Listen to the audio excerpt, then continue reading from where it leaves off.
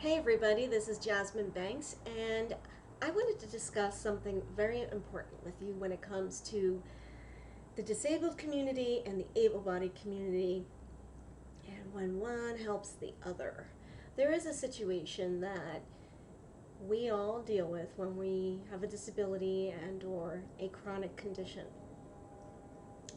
You bear a lot of guilt because a big part of your life is asking for help, especially when you're disabled. Your needs can't be met without asking for help, whether it's, can you hand me that glass of water? Ooh, I dropped this. I need help getting dressed. Whatever it is that you require help with, it's not about wanting help, it's about requiring. And when you are the person assisting, not everyone is aware of that these are needs and not wants, and how one achieves asking for help may be different than if you were able-bodied, and it can lead to resentment on both sides depending on how everybody's handling stuff, because it is not about the person with the disability or the illness. It is about the situation. The situation is the blame. The person didn't choose to be disabled. The person didn't choose to have an illness. So why would you blame them if it's not their choice? Now, how they choose to handle their situation, there's a certain amount of blame that could go in places depending on what that is, but here's the fact. If you are not educated about how something works, you think you're educated about it, you haven't been properly educated by the experts, you think you're operating whatever it is correctly, how at fault are you would be a question.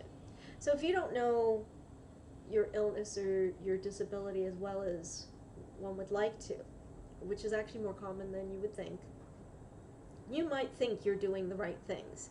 You might think you are approaching things in a way that's obvious to others.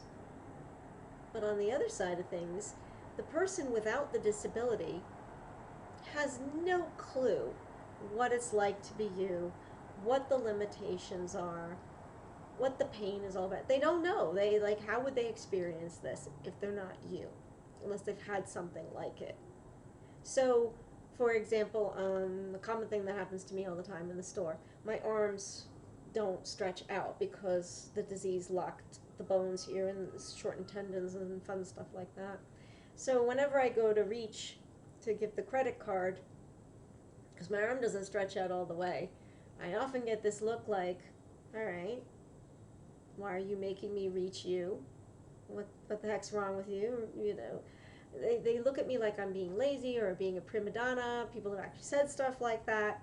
So I had to learn that I must explain this every single time that I cannot reach. So my way of going about it is I hold my hand out. If the person automatically reaches and grabs it, okay, they get it. They get that I've reached the best I could. I can tell right away when that is not the case, and I'll just say, oh, I'm really sorry, apologies, if you could reach the rest of the way, my arms don't stretch out any further than this. And they go, oh, okay, I didn't realize. So multiply that by everything that's wrong with me. I have to constantly explain stuff. And then there's plenty of stuff that I don't get why people don't get what's obvious to me. So I found that I have to ask able-bodied people, so why if I say, you know, pull the shirt up above my head and don't let it touch my face or my head because it hurts my neck, why do they keep pulling it into my forehead even though I say not to? That was a problem for years. I could never figure it out. Well, because most people, when they pull a shirt off, don't care if it goes over their face and their head. It's a normal thing to do. I was like, oh, no, I get it. So I had to start phrasing, pull the shirt over my head like you're trying not to mess up my hairstyle. Because this way we don't hurt or injure my neck. And now it works. Now, see, so you have to learn how to communicate with people that can't relate at all to what you're going through. what often happens is there's a lot of resentment that builds up. People start blaming you. You're the scapegoat instead of the situation being the scapegoat. A lot of anger comes from those who love you or those who are just there to help you. They don't necessarily love you, but they're there, it's their job, whatever, because they don't understand the situation and they're angry at the situation, but you become the villain. So you have to remember, in most cases, it's not you. So your job becomes educate them the best you can, as diplomatic as possible. You know, you're not going to get anywhere if you put someone on the defensive. You're just not going to. I mean, it's fun at the moment to tell someone off or to be nasty or whatever, but ultimately you gain nothing from it. You know, that momentary thrill that you might get of rightfully telling someone off and putting them in their place, you don't change the world that way. So you have to think about what your world requires to function, you know. So when you're the able-bodied person or the person without an illness, best thing you can do is, first of all, try to imagine what is it that this person is going through. Ask them questions. Some people aren't great with wanting to answer questions, so watch your phrasing on it. I think the best way is to say, I really want to understand how to be empathetic to your situation and supportive to it and help in being accommodating. If it's okay, I want to ask some questions that may not sound politically correct, but help me here. And then you can ask them, why are you asking me to help you with this? From my perspective, it looks like you're able to do it, but I might be wrong. It's just because some people look like they're more able than they actually are. Some people look like they're not in pain when they are.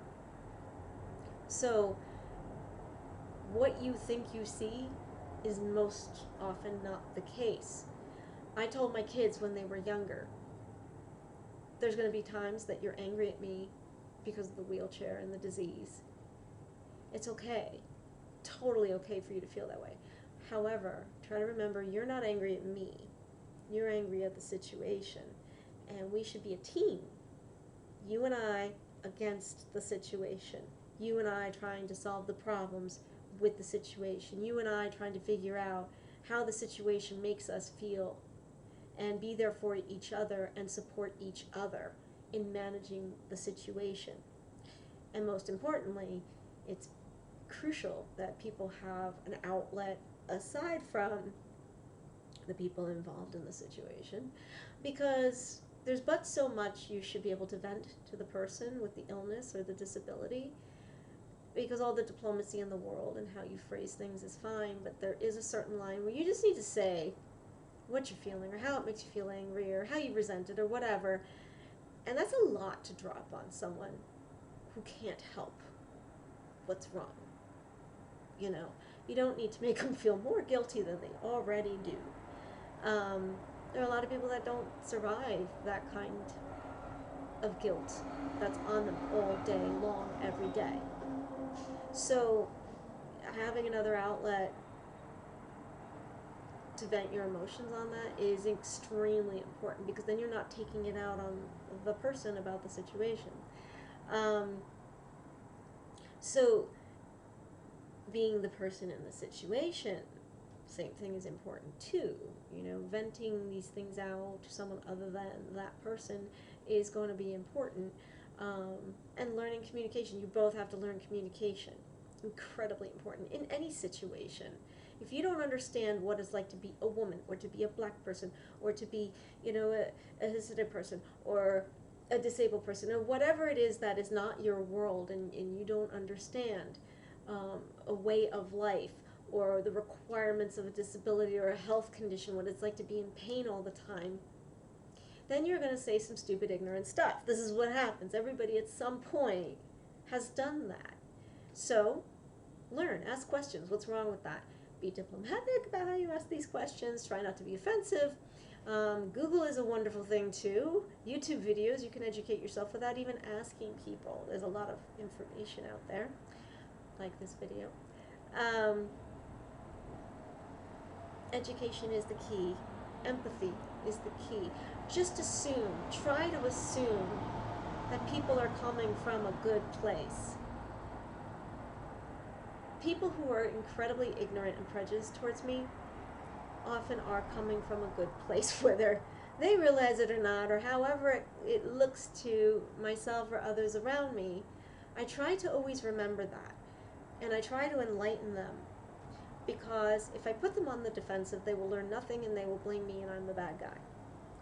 If I know that they're not attacking me out of resentment, out of feeling that I'm the problem, or being just outright prejudiced, and I enlighten them, oh, they realize what they were saying. And then they wrestle with themselves, you know, because I make it about, it's that person and I against the issue. That is the key to everything. Now, are there people out there that truly come with hate in their heart towards you for no reason? Yep. Do you tell them off? You want to. Do you? Try not to. I'm not going to say you're going to be perfect at it all the time. Try the enlightenment thing and walk away. Unless you have to deal with this person, which then keep trying. Because people can change. Some are not going to. You will never get through. You will never educate them. And this is where, in general, whether it's a person like that or a person who really means well, information cannot always come from the person with the illness and or disability.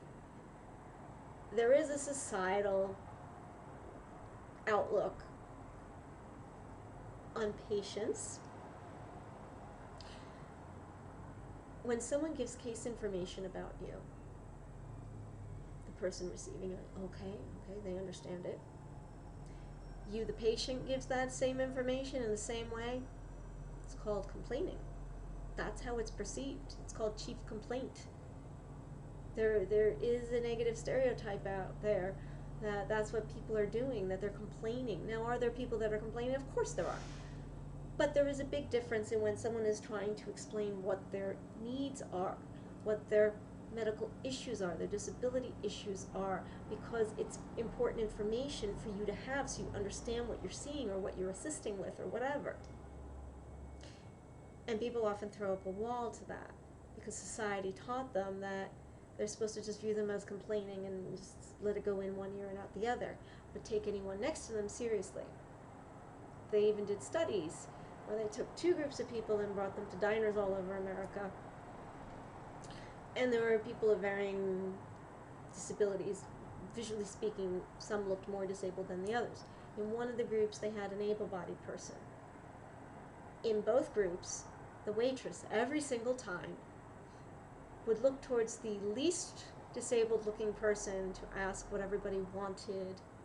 And in the group with the able-bodied person would always turn to that person. Unfortunately, it is what it is. Eventually the world will change, and people with disabilities will be looked at as competent, intelligent people, and not like the wheelchair is on your head, and people will talk directly to you. I've achieved that with some people, with others I haven't. So, I know things have to happen in my life, and there has to be forward motion, and I can't be fighting with people all the time, trying to get them to understand what I'm telling them. It's not worth my time. So, you get other people in your life that can explain stuff for you. At some point, everyone needs a mouthpiece. And at some point, that mouthpiece might actually be able to educate them as well. You have to do what you have to do. Sometimes you can't, like, think of it this way. If there was a very educational book out there, sure, there's a value if the author could go one, person at a time and tell them the information that changes the world. Or sometimes everyone gets the book. Sometimes it doesn't come directly from the source, but it doesn't mean you can't impart value through another person about your issues. It's a beginning, and at the end of the day, you have to be a bit practical because there's a lot of stress involved in being disabled and being ill. it's work. Nobody understands that, but it is work. Because every minute of every day, something comes up with it. So why not keep it a little bit simple where you can? If you have someone that is ignorant and isn't going to hear what you're trying to tell them, and if you have the possibility of someone else communicating the same information to this person, and then they go, oh, okay, and then they get it and they deal with you better, and there's not this battle of the egos going on, then do it. Because it solves so many problems. And then that person, once they open their mind to you and they don't view it as you're trying to be controlling or you're trying to be a diva or a princess or whatever, that you operate differently in how you need to get help, then they will start to see the true picture.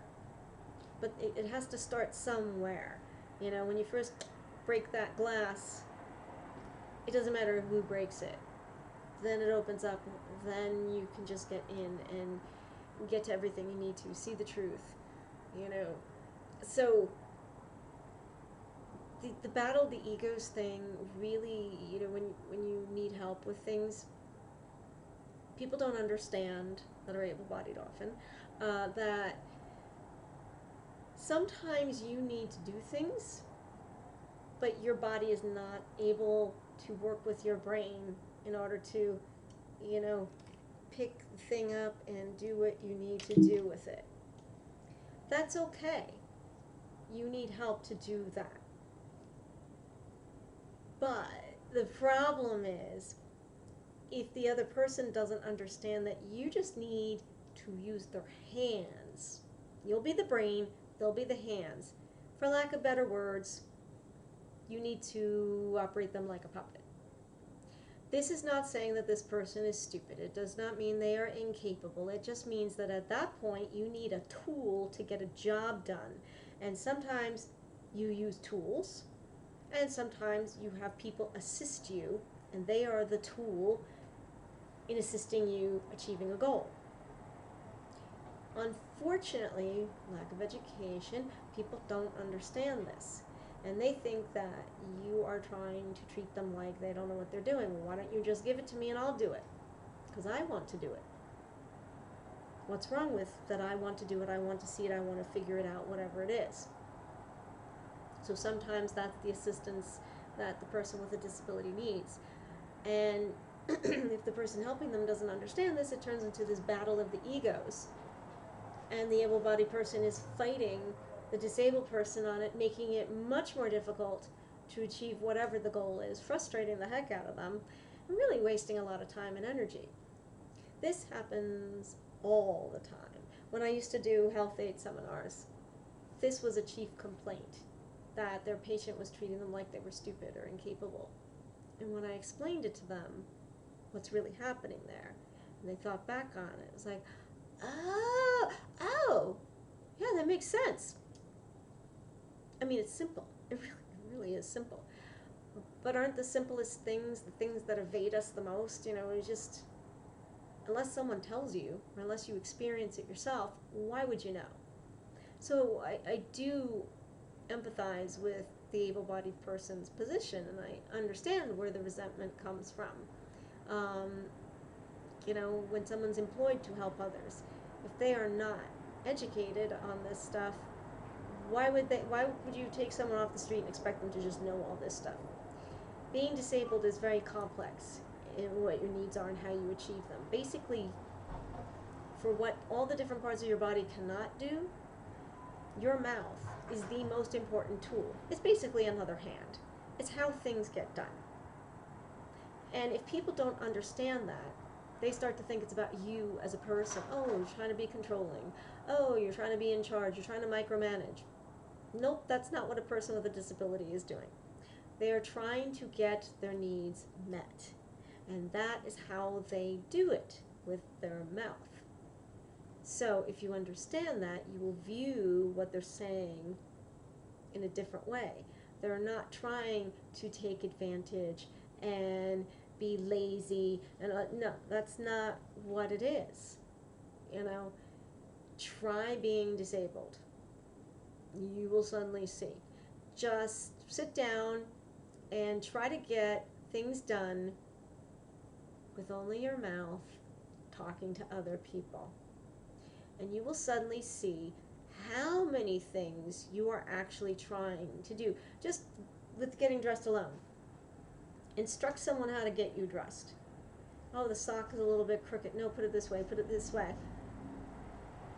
You'll be shocked at the long list of things that are going to come out of your mouth that you are automatically just doing and not even thinking about, and you're taking it for granted that you could do this stuff.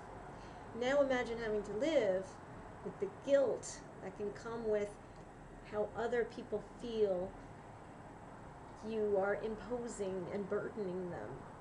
You know, you're imposing on them. It's not easy to deal with that. There is a lack of empathy and understanding and patience in general towards people. I always love to use the rescue dog example. I go, think rescue dog. Because people are automatically way more patient and understanding with the rescue dog. It's like, oh, Waffles is afraid of the lawn furniture. You know what? I bet someone attacked him with the lawn furniture. That's probably why. Yeah, and pet him from behind the head and just be understanding. Like, people will go to great lengths to psychoanalyze the dog and figure out what the dog's needs are and have so much patience and understanding until the dog earns the trust in them and becomes, you know, more emotionally stable and starts to live a more normal life.